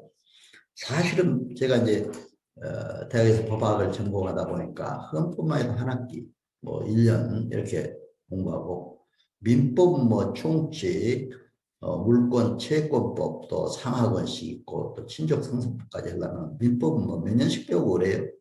행정법도 마찬가지입니다. 상하권 이렇게 돼 있고 또 행정학 개론 그런데 이제 이런 그 법을 다 여기서 설명할 수는 없지만 하여튼 중요한 거 우리 행정사가 꼭 알아야 돼요. 관련된 중심으로 말씀을 드리겠습니다. 물론 여러분들 이제 법학을 전공했거나 또는 행정학을 전공하신 분들은 아시라 믿습니다만은 또 설령 아시더라도 이 시간에 함께 우리가 행정사로서 어떻게 관련된 중요한 것을 안다 생각하시고 들어주시면 고맙겠습니다. 저는 행정사를 해보면서 사실은 헌법도 제가 사법고 시험도 했구나 생각이 들어요. 그때 막 사실 그때 공부할 때 뭐 굉장히 그냥 완전히 외워야 된다 해가지고 20회독 30회독 막 다 이렇게 해서 거의 외우다시피 했는데 그때 외웠던 게 지금 기억이 나요. 헌법 그냥 딱 하면 국가의 기본 조직과 작용해 가는 겁니다. 딱 그렇게 그럼 그걸 풀어나가면 되잖아요. 기본 조직이면 뭐가 있습니까? 국가에 입법 행정 사법부 조직이 있잖아요. 이 조직에 관한 거 지방자치 조직이 있잖아요. 작용에 관한 법, 국민의 기본권과 관련된 여러 가지 국가의 그 작용에 관한 법들 이거 알아야 되잖아요. 그래서 이제 우리가 특히 행정사는 정부 조직을 알아야 되잖아요. 그렇기 때문에 행정부 조직을 알아야 돼요. 사법부 조직도 알아야 돼요, 사실. 입법 조직도 알아야 되겠더라고요. 그래야 행정사와 관련된 업무 구별해서 또 우리가 다른 자격사에 침해되지 않도록 할 수가 있어요. 그래서 우리가 이런 것 때문에 우선 헌법의 기본적인 국가의 기본법인 최고의 법인 헌법도 알아야 된다. 헌법은 국민의 기본권을 보장하고 국가의 통치체제를 규정하는 국가의 기본법인 동시에 최고의 법규입니다. 국가의 기본조직과 작용하는 근본법입니다. 헌법 총강에는 보니까 민주, 평화, 통일, 국민 행복권을 1조, 4조, 3조, 10조에 규정하고 있습니다. 그러면 국민의 행복권, 우리가 국민의 행복을 추구하기 위해서 국민 편익을 도모하기 위해서 우리 행정사에 있기 때문에 이런 노력도 함께 해줘야 된다. 기본 조항입니다. 그렇죠? 그 다음에 행사와 정부 조직법, 기본 조직. 행정부 조직은 물론 우리가 알아요. 중앙정부 조직, 지방, 그래서 아까 중앙행정부 조직으로 제가 설명을 드렸죠. 지방시도, 광역시도단체 조직, 또 이제 기초단체 조직도 우리가 분명히 알아야 돼요. 그 업무까지도 알아야 우리가 행정사를 할 수가 있잖아요. 정부조직권 국가 행정 업무를 총괄하는 통합적 이제 이런 법이다 이렇게 볼 수가 있습니다. 그래서 정부조직도 직무 범위까지 알고 있어야 우리가 행정사로서 업무를 할 수가 있다. 그래서 아까 정부 조직에 대해서 설명을 드렸습니다. 그래서 이제 헌법도 이렇게 알고 특히 아까 말씀드린 헌법 23조에 규정된 국민이 적법한 행위로 손실을 받았을 때 국가의 적법한 행위 국가는 손실 보상을 해줘야 됩니다. 그렇죠? 특히 토지 보상이 바로 거기에 해당되는 업무죠. 그렇기 때문에 이런 헌법 23조에 규정된 손실 보상 또 이제 손해배상과 그건 차이가 있습니다. 손해배상은 뭡니까? 손해배상은 위법한 행정행위로 인해서 국민이 손해를 받았을 때 손해배상. 위법, 적법 이게 손해배상과 손실보상의 차이가 있죠. 그렇죠? 그렇기 때문에 여러분들이 이런 것만 잘 구별해서 나가시면 된다. 이렇게 해서 말씀을 드립니다. 자, 그럼 행정사와 민법. 민법은 개인의 권리에 관한 법입니다. 일반 사법이자 실체법이라고 이렇게 얘기합니다. 그렇다면 일반 사법이라면 여기 특별 사법은 뭐가 있습니까? 상법이 있잖아요. 그렇죠? 대표적인 게. 이것도 알아야 되겠더라고요. 제가 보니까. 저는 이제 사법고시 과목에는 상법도 필수적으로 들어있어요. 그러면 특히 법인 설립 인허가 업무와 관련된 그런 걸 보니까요. 상법에 영리법인이 규정되어 있잖아요. 영리법이 뭡니까? 주식회사, 한명회사, 합자회사 이런 회사들 영리법이 있잖아요. 영리법인은 어떻게 설립합니까? 그 영리법인의 설립 요건을 보면은 등기함으로써 설립한다 이렇게 됐어요. 등기함으로써. 등기가 최종의 성립 요건. 민법상 법인 설립은 어떻게 됩니까? 민법상 비영리법인이나 공익법인은 행정관청의 허가를 얻어서 설립한다 이렇게 돼요. 그리고 우리 행정사 해야 돼. 행정관청 허가니까 등기는 누가 해야 됩니까? 법무사가 주로 합니다. 그러나 이제 대개 영리법인은 그 회사의 큰 회사들의 기업의 법무팀들이 주로 이제 해서 또 이렇게 등기는 법무사에 맡기고 이렇게 한 경우가 많아요. 그렇기 때문에 여러분들이 그렇기 때문에 이것도 상법, 특별법상 상법도 알아야 우리가 그걸 구별해서 할 수가 있잖아요. 민법상 비영리법인 공익법인. 우리가 바로 설립하는 거다. 이 법인 설립은 인허가 업무가 많이 들어옵니다. 저도 많이 해봤어요. 특히 저는 가수들 관련된, 음악 관련된 법인 하나 해달라고 해서 법인했습니다. 제 유튜브에도 보면 그게 나옵니다. 법인 설립 절차를 쭉 설명을 했어요. 민법상 영리법인, 비영리법인, 공익법인. 하고 나했더니 가수들 앞에서 나보고 박사님이가 행정사님이 노래를 한곡 불러달라고 그러더라고요. 얼뜻결에 그냥 그 자리에서 또 노래도 부르고 한 적이 있어요. 그러니까 우리 행정사 하다 보면 별일들이 다 많습니다. 예. 가수들 법인, 그것도 법인체로 만들어지니까. 자, 그럼 민법은 실체법적 성격이 있다면 소송법은 절차법이잖아요. 민사소송법, 형사소송법. 절차법적 성격을 가진 건 변호사들이나 판검사들, 사법부에서 주로 많이 하잖아요. 행정소송법도 어떻습니까? 행정에 관한 그런 소송 절차지만 그것도 행정법원이 따로 있습니다. 이것도 변호사들이 해야 됩니다. 그렇기 때문에 이제 행정기관에 관련된 모든 이제 업무는 우리 행정을 한다. 그렇기 때문에 거기 관련된 업무를 여러분들이 알고 해야 된다. 이렇게 봅니다. 특히 민법의 민법 총칙, 계약 이것은 시험 과목이 있고 우리가 알아야 될 주요 부분이다. 해서 여기서 총칙 부분에 또 중요한 거 몇 가지 말씀드릴까 합니다. 우선 총칙에는 법률 행위가 나오죠. 법률 행위란 일정한 법률 효과의 발생을 목적으로 하는 한 개 또는 수개의 의사 표시를 필요 불가결의 요소로 하는 법률 요건이다. 이렇게 되어 있습니다. 의사 표시를 중요시합니다. 개인의 의사 표시죠. 민법상 법률 행위. 그래서 법률 행위의 이런 종류에는 단독행위, 계약, 합동행위가 있습니다. 단독행위라는 행위가 단독의 의사 표시로 성립하는 행위입니다. 상대방 없는 단독행위, 상대방 있는 단독행위가 있습니다. 자, 상대방 없는 단독행위, 재단법인 설립 이런 거 그렇죠? 그 다음에 합동행위라는 게 있어요. 합동행위라는 게 뭐예요? 합동해서 이제 어떤 사단법을 공동 목적을 위해서 평행적, 구십적으로 방향을 같이 하는 두 개의 표시 합쳐서 설립하는 법률 행위입니다. 그렇기 때문에 단독행위에서 재단법인 설립 행위, 합동행위에서 사단법인 설립 인허가 행위. 이건 바로 우리 행정사들이 해야 될 일이다. 여러분 그렇게 아시고 저는 이런 법인 설립 인허가 업무가 많이 들어와요. 자, 계약도 여러분들 이제 행정사들이 아까도 위임계약 얘기했습니다만 국민들이 행정사의 업무 이제 위임이 들어오면 위임이 들어오면 위임계약을 체결하도록 이렇게 되어 있습니다. 물론 어떤 분들은 막 부급계약이라도 쓰고 무슨 다른 계약서도 쓰고 그러더라고요. 그런데 우리 행정사법에 위임하면은 우리가 행정사업을 처리해야 된다니까 저는 위임계약으로 쓰는데 저는 위임계약서 만들 때도 최근에 개념들을 좀 바꿨어요.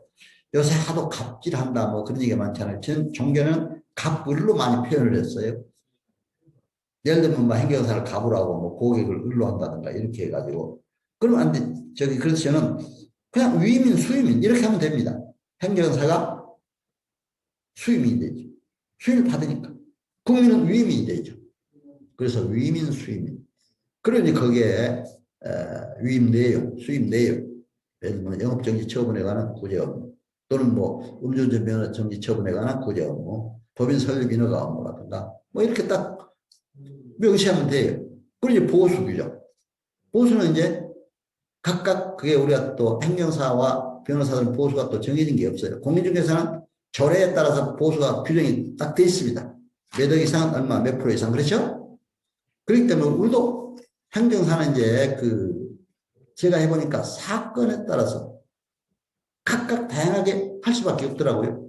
예를 들면 영업정지 처분을 당했는데 한 달에 매출이 수억 오르는 기업하고 영업장하고 몇 천만 몇 백만 오르는 영업장하고 처분이 3개월 취소 3개월 정지다.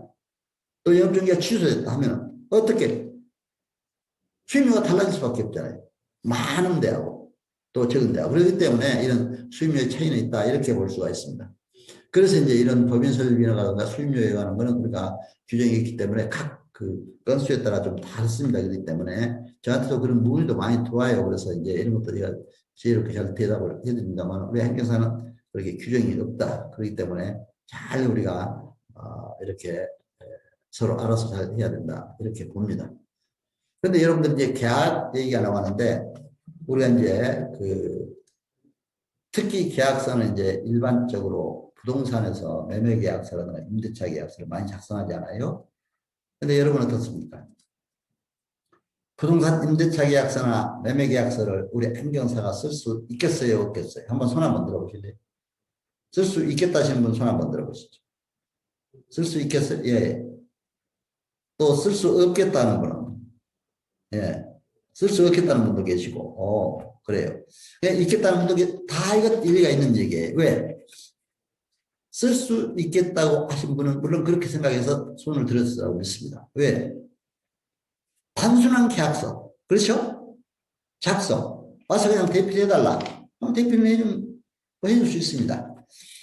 그러나 매매계약서나 임대차 계약서를 예를 들면 중개사학이 있는 사람은 또 괜찮아요. 있는 행정사는. 그런데 중개사학이 없는데 공인중개사법 보니까 그렇게 있더라고요. 고객의 이제 위탁을 받아서 중개 행위를 했을 때 중개 보수를 받고 중개 거래를 한다. 그래가지고 이제 공인중개사는 계약서를 쓰고 거기다 다 공인중개사 밑에다 서명을 하게 됐어요. 그렇죠?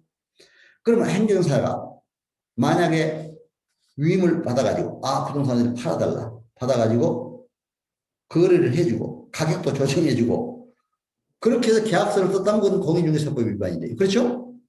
그때는 쓸 수 없는 거죠. 그러나 단순히 자기들끼리 계약을 해가지고 와서 그냥 서로 당사자끼리 잘 알아가지고 특히 시골 같은 데는 근데 많다고 그러더라고요. 와가지고 그냥 단순히 계약 써달라. 그렇죠? 그런 경우가 있어요. 그런 경우는 써줄 수 있습니다. 그러나 그 밑에다가 행정사 이름을 쓰면 안 되죠. 그렇죠? 요새 이제 또 그런 게 많다고 시골에는 어차피 이 매매계약이나 이런 게 체결되면 법무사들이 등기를 해야 되기 때문에 법무사한테 또 바로 가는 경우가 많다고 그러더라고요. 바로 거기서 당사자끼리 가가지고 거기서 그냥 계약 써가지고 바로 등기해버리고 이렇게 하는 경우가 있다고 그러더라고요. 그런데 요즘에 사실 매매계약 같은 경우는 실거래가 신고도 해야 되잖아요. 시군구청에. 그렇기 때문에 공인중개사들이 그런 문제는 이제 또 해야 될 일이다 이렇게 생각이 됩니다. 그래서 여러분들 그런 걸 참 조심해서 이렇게 하시면 돼요.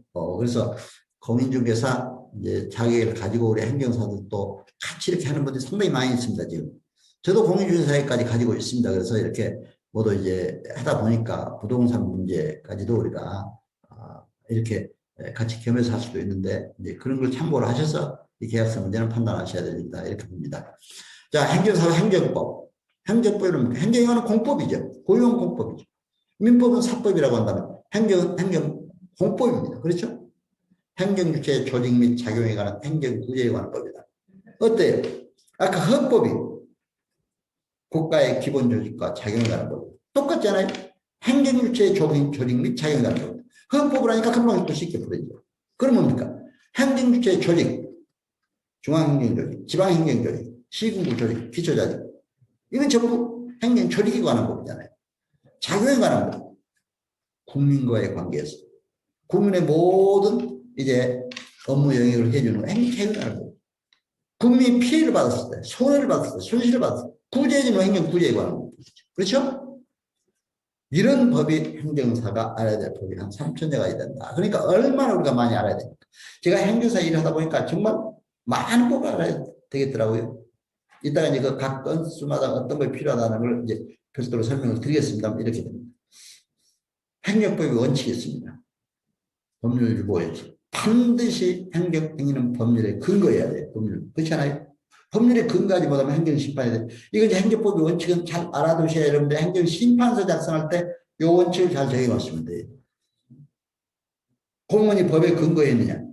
법에 근거하지 않았으면 행정심판하면 이길 수 있잖아. 비례의 원칙. 특히 이거는 손실보상이나 토지보상에서. 도로를 놓는데 또 주택 개발을 하는데 개인의 토지를 수용했을 때 보상을 제대로 했느냐. 그 적정한 가격으로. 그때 비례 원칙이 적용되지. 사익과 공익의 적정한 비율. 이것을 맞추는 것이 비례원칙이다.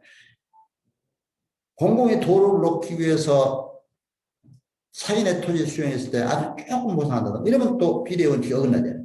그것도 토지 행정심판의 대상이 될 수가 있어요. 행정자기구조원칙. 행정기관이 말하는 언어라든가 또 공문으로 나타나는 발표하는 이것은 자기구조원칙입니다. 신뢰보호원칙. 행정기관이 또 여러 가지 하는 건 신뢰보호원칙. 부당결부 금지원칙. 예를 들면 기부 체납한 사람에게 뭐 특별히 건축을 허가해준다든가 이렇게 해도 안 된다 이런 얘기죠. 그러니까 이런 원칙들을 알아야 이제 우리 행정심판을 작성할 때 필요하다. 그러니까 오늘 제 이제 첫 강의를 여러분들 잘 이해하셔야 또 둘째, 셋째 이런 강의를 각 과목별로 합니다, 여러분. 오늘 종합적으로 이제 들어두시면 각 과목별로 이해하는 도움이 된다. 이렇게 말씀드립니다. 예를 들면 국가유공령, 출입국 관련, 사실조사, 민원행정, 토지보상 각 분야별로 이야기하게 됩니다. 행정심판. 그렇기 때문에 여러분들이 오늘 이제 제가 종합적으로 여러분들이 이제 이렇게 알아두시면 그런 거 한번 들으실 때 여러분들이 쉽게 이해할 수 있습니다. 행정행위라는 법 아래서 구체적 사실에 관한 법 집행으로 사용하는 권력적 단독행위다. 자, 권력적 단독행위의 행정행위는 그렇죠? 민법은 뭡니까? 민법의 법률행위는 단독행위도 있고 계약도 있고 그렇죠? 합동행위도 있고 행정행위는 권력적 단독행위다. 이렇게 아시면 됩니다. 그래서 행정행위의 특성은 법 적합성. 항상 법의 적합. 아까 법률 유보의 원칙과 마찬가지로 법의 적합해. 공정성이 있어야 돼. 내용 실현이 담보가 돼야 된다. 실현성이 없는 걸 뭐야 저 행정행위로 해도 안 되잖아요. 예를 들면 뭐 다리를 놓는다. 이 예산이 얼마 들어간다. 지금 그거 하자. 그럼 이게 실효성이 없잖아요. 그런데 이제 어제 제가 뉴스를 듣다 보니까 요새 우주 산업이 발달해가지고 우주에 관한 또 행정, 앞으로 그것도 개발해야 되겠더라고요. 그렇죠? 우주 산업. 우주 산업이 뒤떨어지면 앞으로 세대에 살기가 힘들다. 이러더라고요. 그래서 이제 우주 산업에 대한 이런 개발. 이런 때는 좀 현실로 봐서는 실현성이 불가능하지만 또 앞으로 실현성이 될 수도 있잖아요. 우리가 이렇게 앞을 내다볼 수 있는 행정도 해야 된다. 확정성, 불가쟁력. 어떤 다툴 수 없게 딱 확정되는 거. 불가 변경, 변경할 수 없는. 그건 뭐냐면 여러분들 보세요. 어떤 행정심판에 이제 할 때 행정청이 어떤 영업적인 지정을 했다. 그러면 반드시 그게 뒤에다 써준 글귀가 있습니다. 뭐예요? 행정처분이 있은 날로부터 180일 이내. 그렇죠? 행정처분이 있음을 안 날로부터 90일 이내. 천재, 지병, 기타 이런 일이 있었을 때는 그 천재, 지병이 끝난 날로부터 14일 이내. 여러분들 이런 것이고 그게 지나게 버렸다면 그건 이제 불가변경이나 불가쟁력이 되는 그렇죠? 다툴 수가 없죠. 이런 얘기입니다. 행정행위 구제제도의 특성. 행정행위 구제제도는 뭐가 있습니까? 행정심판과 행정소송이 있다. 그렇죠? 그 행정갱송제도. 특히 행정갱송은 행정소송과. 이건 행정법원에 담당하는 겁니다. 행정심판은 행정청, 행정심판위원회에서 권장하는 것이죠. 그렇기 때문에 이것은 이제 여러분들이 아셔야 한다. 그리고 아까 헌법 23조의 손실보상, 또 국가배상법 제2조의 손해배상. 손해배상은 위법한 행정행위로 인해서 국민이 손해를 받았습니다. 적법한 행정행위로 인해서 국민이 손실을 받았을 때 손실보상. 이런 것들도 여러분들이 이제 아시고 다음 이제 나가야 된다. 이렇게 생각이 됩니다. 자, 그러면 행정갱송과 행정심판. 행정갱송, 법률 관계에 있어서 분쟁을 당사자의 청구에 의해서 일정한 국가기관, 행정기관이나 법원, 이를 심리 판단하여 분쟁을 해결하는 절차입니다. 바로. 행정소송은 행정법, 또 행정심판은 행정청, 국민권익위원회 안에 행정심판위원회가 있습니다. 여기는 차관급의 위원장이 하고 있습니다. 그런데 제가 이제 우리 사무실 서초동 법원 앞에 우리 사무실에서 행정 기본 소양 교육하고 실습 교육을 할 때 반드시 가보는 데가 몇 군데가 있어요. 어딜 가냐? 행정법원에 꼭 갑니다. 그리고 구청에, 서초구청에 행정법원이 양재동에 있거든요. 바로 우리 사무실 관내예요. 서초구 관내. 그러니까 이제 서초구 양재동에 행정법원에 가서 변학을 하고, 또 서초구청에 가서는 자동차 등록 업무에 관한 걸 우리가 이제 한 30명, 40명 실습받을 때 됐어요. 같이 데려가면 참 거기 팀장이 잘 설명을 잘 해주더라고요. 자동차 등록 업무하는 팀장이. 아주 그 식당 같아 큰 그쪽에 또 강당 같아 우리 모이라고 그래가지고 철저하게 설명을 잘 해줘요. 아주 팀장이.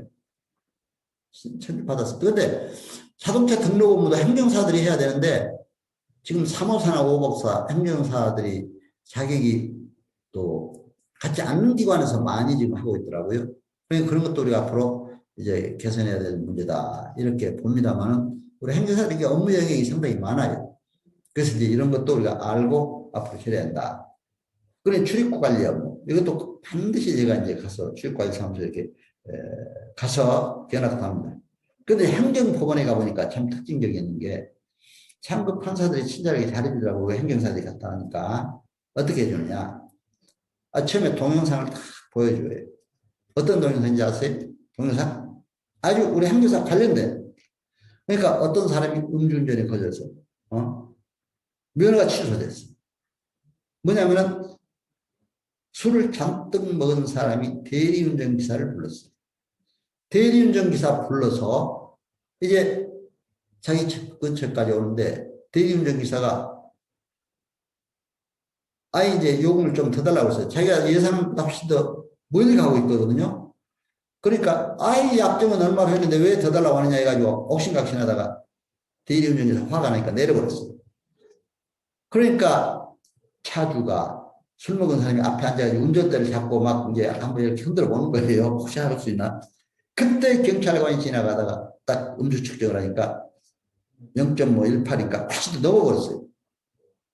요즘에 0.08이 아마 취소 기준도 많이 달라졌습니다. 요즘에 더 강화됐습니다. 그래서 이제 취소 기준이 됐어요.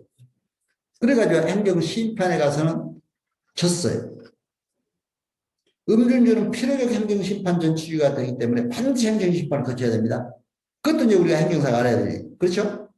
근데 이거를 행정법원에 이제 심판에 져가지고 행정법원에 가서 이제 소송을 제기했는데 이 사람이 증거를 열심히 잘 찾아댔어요.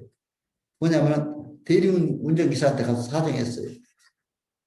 자기가 여기 이제 차에 있는데 사진을 딱 찍어가지고 내가 이 산발적 운전도 안 했다. 바로 앞에 가서 운전대 잡는 순간 경찰에 와서 이렇게 내가 걸렸는데 요거 좀 당신 증언 좀 해달라.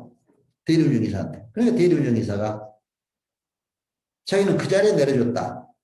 운전 한 발짝도 안 했다고 이렇게 입증을 해줬어. 그러니까 이제 바로 그 소송에서 이겼어요. 그러니까 그 사람이 막 뛸 듯이 기뻐하면서 그 뛰는 그런 그 영상을 보여주더라고요. 그러고 나서 이제 그 행정 소송하는 것도 보여주고 재판하는 것도 보여주고 하는 걸 봤습니다. 여러분 어때? 바로 우리 행정사 업무 관계된 거잖아요. 그럴 때 우리 행정사들 보여준 겁니다. 그래서 이제 행정사 업무에 대해서 설명도 잘 해주시고 또 이제 올 때는 뭐 아주 우리 행정사 관련된 선물도 좀 주시고 자료도 주시고 이러더라고요. 그래서 참 고맙게 생각을 해요. 그래서 이렇게 행정심판 또 행정법원 관련된 이런 실습도 하고 그렇게 했습니다.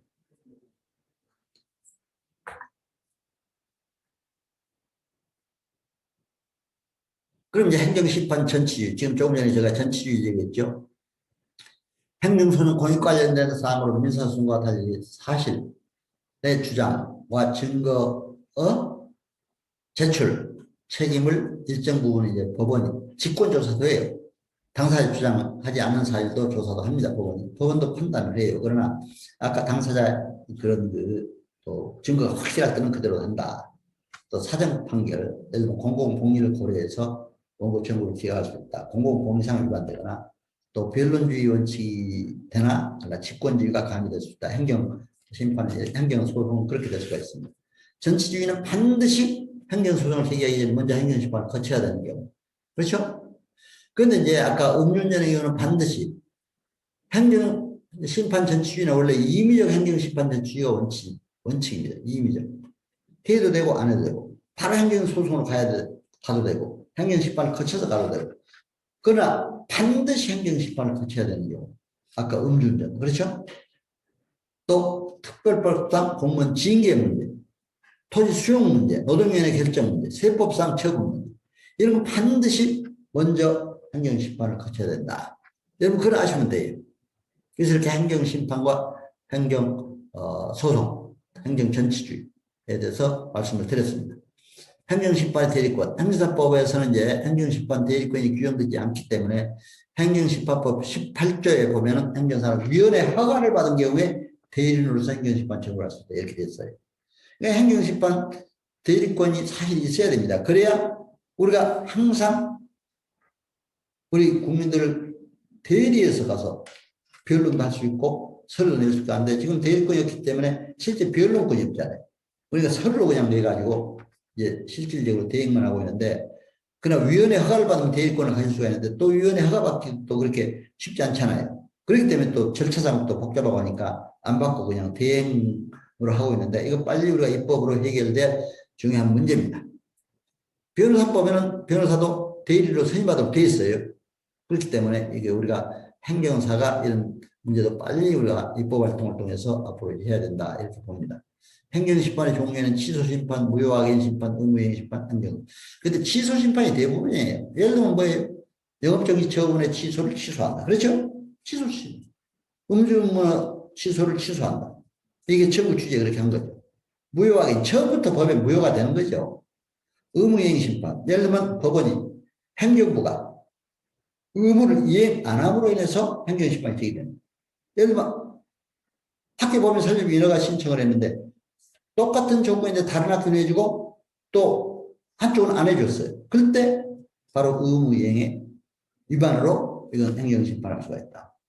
행정소송은 법원에서 하는 것이다. 항고소송, 무효 확인, 또 선거 당사자 소송, 또 이런 민중소송 이런 게 있습니다만 이건 변호사들이 할 일이고 하니까 여기서 구체적인 설명은 않겠습니다. 자, 행정심판 청구기한. 아까 말씀드렸죠? 행정처분이 있음을 알게 된 날부터 90일. 행정처분이 있은 날부터 180일. 천재지변. 그렇죠? 14일 이내. 이런 건 여러분들이 아까 내가 설명을 드렸습니다. 자, 청구인 적격, 행정심판위원회, 중앙행정심판위원회 있고 시도행정심판위원회 있습니다. 그러니까 중앙행정심판위원회는 한 50일로 구성이 됐고 시도 이건 한 30일 이렇게 구성이 됐습니다. 또 당사자 적격. 그런데 행정심판에 가서 여러분 실습 때 이제 여러 분야에서 많이 할 겁니다. 그래서 그때 좀 더 구체적으로 하고 여기는 빨리빨리 넘어가도록 하겠습니다. 또 청구 취지, 청구 원인도 이 쓰는 요령도 예를 들면 청구 취지는 간단해요. 소장 쓴 거랑 마찬가지입니다.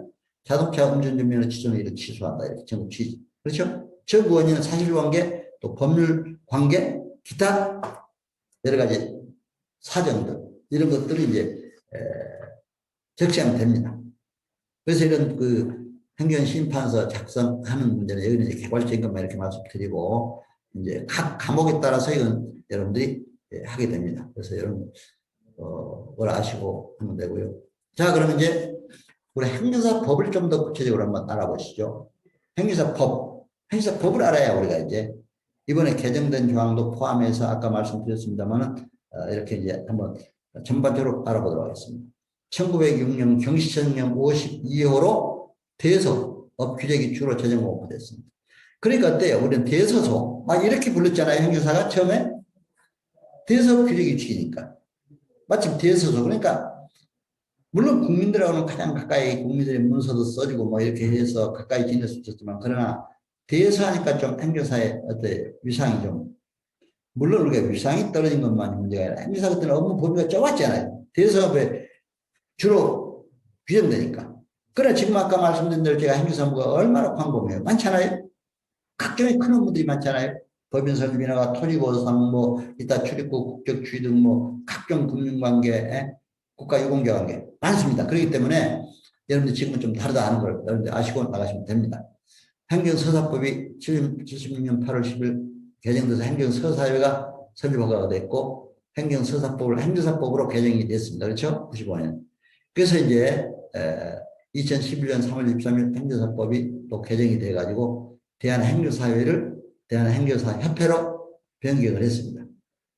현행 행사법 시행이 되고 제1회 자격시험이 2013년도 1월 1일 이후에 이제 법이 시행됨으로 이제 시행이 돼가지고 1회 자격을 2013년도 나오게 됐죠. 그래서 이제 여러분들 이것만 이제 이렇게 변경된 것만 여러분들 아시고 올해 개정돼서 이제 행정사 대한행사회로 이제 앞으로 통합이 되게 된다. 여러분 참고로 하시면 됩니다. 자, 목적. 이건 내가 누차 여러분들이 강조했습니다. 그렇죠? 국민의 편익을 도모하고 간단히 이거 중점만 행정제도의 건전한 발전. 이것이 바로 우리가 해야 될 목적이에요. 그렇죠? 자, 그럼 이제 우리가 업무는 어떤 것이 있느냐? 행정사는 다른 사람이 위임을 받아 다음 각호의 업무를 수행합니다. 위임을 받는다고 그랬잖아요. 그러니까 아까 위임계약서를 써야 된다. 여러분들 말씀드렸습니다. 위임을 받아. 행정기관에 제출하는 서류의 작성. 이것은 민원행정 시간에 여러분들이 구체적으로 볼 겁니다. 진정서 쓴다든가, 거기서 또 이의신청서, 서류 작성, 의견서 낸다든가. 이번에 제가 이제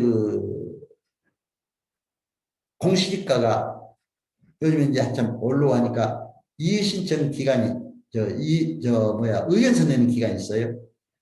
그래서 이제 지금 3월 30일, 3월 4월 초 이렇게 내야 된다고 지금 이렇게 해서 내가 이 의견서도 지금 쓰는데 내가 참여해서 좀 참고를 이렇게 써줬어요. 썼는데, 이런 공시지가 문제, 의견서를 써준다든가, 이거 우리 행정사 돼야 될 일이잖아요.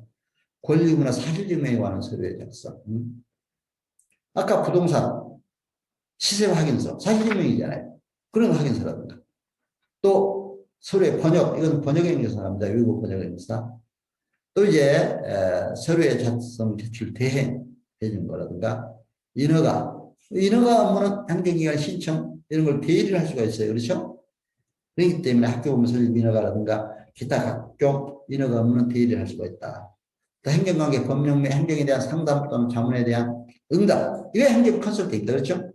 바로 상담해주고 법령에 대한 상담, 행정 업무에 대한 상담, 국민들의 행정적 편익을 위한 상담, 국민들이 행정적으로 어려움을 당했을 때, 고충을 당했을 때 그걸 해결해주고 상담해주는 바로 우리 행정사가 해야 될 일입니다.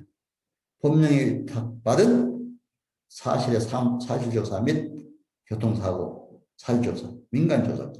이 사실조사도 여러분들 행정, 이제, 지금 여기 업무에 대해서 각 교수들이 별도로 이제 다음 시간부터 여러분들에게 하나하나 하게 될 겁니다. 그래서 여러분들 그렇게 아시면 돼요. 자, 행정사에 아닌 사람에 대한, 금지사항. 행정사 아닌 사람은 법률에 이용되는 경우를 제외하고는 제2조에 따른 업무를 하지 못한다. 우리도 마찬가지죠. 변호사 행정사 이름을 걸고 공인중개사 행정사 이름 걸고 해도 안 되잖아요. 행정사 업무를. 우리도 마찬가지로 변호사 이름 걸고 변호사 업무를 해도 소송 업무를 해도 안 되잖아요. 그러니까 이런 겁니다. 행정사 업무는 행정사 할 수 있는 업무, 영업정지, 취소구제, 운전면허 취소구제 이렇게 행정심판, 또 특별행정심판, 토지보상, 각종 인허가 이런 것이 있습니다. 그게 뭐 어떤 사람은 이건 뭐 600원 이렇게 딱 술적으로 한정할 수도 없어요. 저는 해보니까 불리기수에 많아요. 이걸 다 하려면 정말 많이 연구해야 되겠더라고요. 이렇게 할 수가 있다. 할 수 없는 업무, 소송 업무, 등기 업무. 소송 업무 변호사가 하니까 원래 할 수가 없죠. 그렇죠?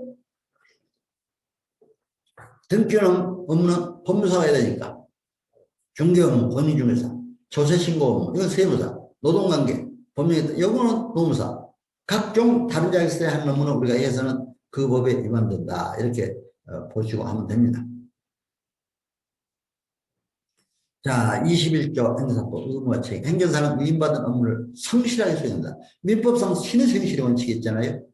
신에 쫓아 성실하게 국민들에게 신뢰를 주고 신에 쫓아 성실하게 해야 된다.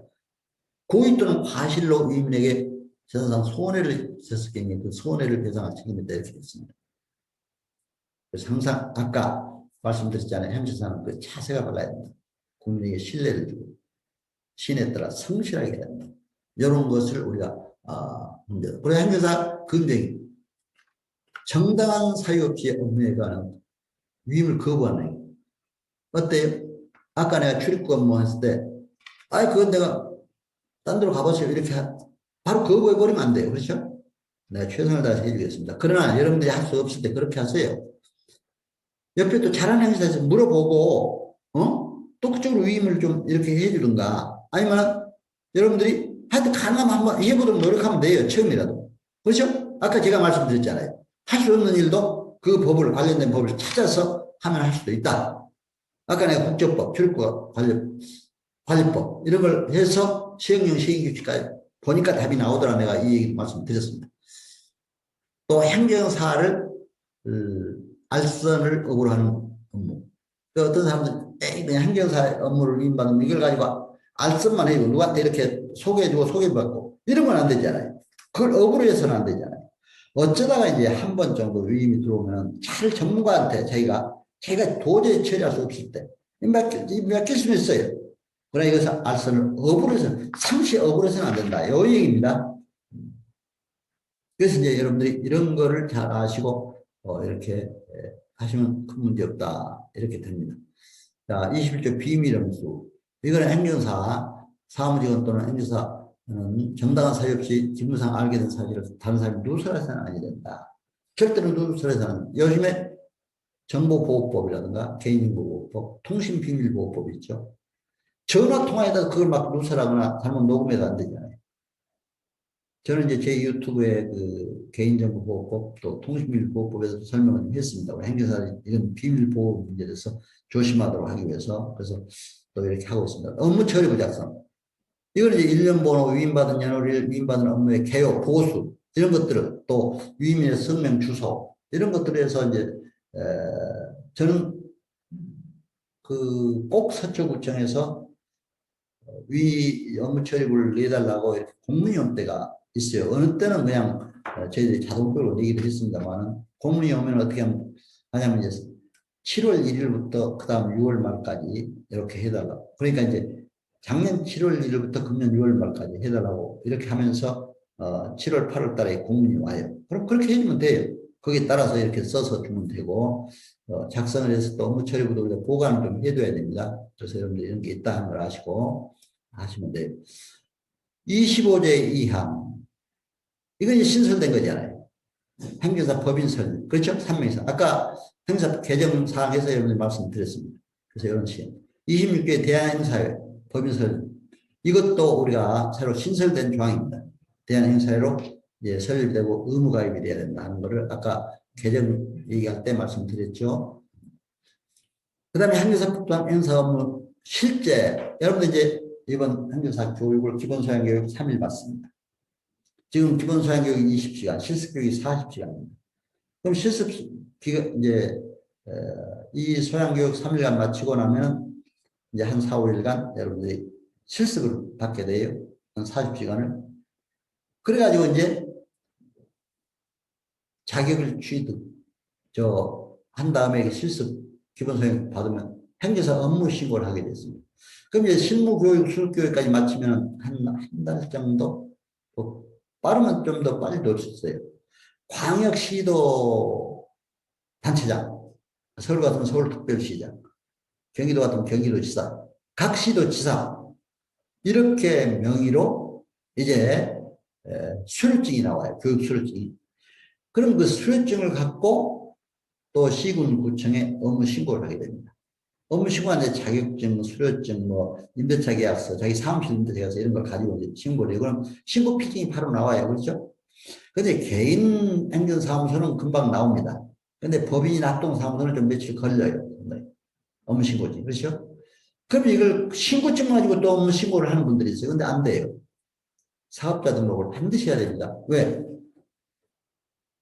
부가했을 때도 내고 그래야 되냐. 주기 생깁니다. 어떤 분들은 에이 사업자 등록 안 하고 해도 되느냐 안 돼. 반드시 사업자 등록 세무서에 가서 해야 됩니다. 관할 세무서에 사무실이 위치한 관할 세무서 해야 됩니다. 그러니 출입국 관리 대행 그 기관 등록을 해가지고 해야 된다. 아까 그건 제가 받았다고 했잖아요. 또 행정사 등록, 행정사에 반드시 등록을 해야 된다. 또 위임의 상담 계약을 받고 행정사 업무 처리부 작성해서 이렇게 전부 행정사 업무 처리 과정이 이렇게 됩니다. 그래서 이런 도표상에 있는 것도 여러분들이 한번 아시고 행정사로서 업무에 반드시 이렇게 창업할 때 이렇게 해야 된다 하는 걸 아셔야 됩니다. 자, 사무실 입지 선정 시 고려사항. 근데요, 요즘에 인터넷 시대고 또 스마트 시대고 이러기 때문에 사무실에 큰 입지가 꼭 그렇게 고려된 건 아니에요. 그러나 참고로 예를 들면 출입국 관리 업무가 중국 동포들은 서울에 대림동이 많아요. 지방들이 많은 지역이 있잖아요. 그러니까 그 동포 상대로 할 때는 그쪽 지역에 가서 또 고려인 동포, 러시아 그쪽 동대문 쪽이 많아요. 서울은 이쪽에 하고 또 출입국 외국인청 이런데 또 근방에서 이렇게 하는 경우도 있어요. 운전면허는 경찰관서 거든 국가유공자는 국방부라든가 군 주둔 지역도 국가보훈기관 등 그렇죠? 행정시관은 법원이나 행정기관 가까이 인허가 될 건 토지보상 등은 그쪽 관련된 토지보상 등은 뭐 재건축 재개발 지역 또는 이런 토지에 수용하는 그런 기관들이 있는 지역 인허가 문제는 각종 그러니까 이렇게 각각 할 수도 있습니다. 그러나 저는요 제가 교대역 법원 앞에 서초동인데 5층에 있어요. 아무런 지장이 없어요.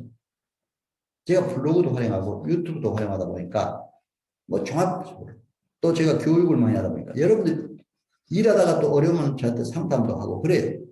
그래서 여러분들 그렇게 사무실 물론 입지도 어느 정도는 참고가 되지만 꼭 그렇게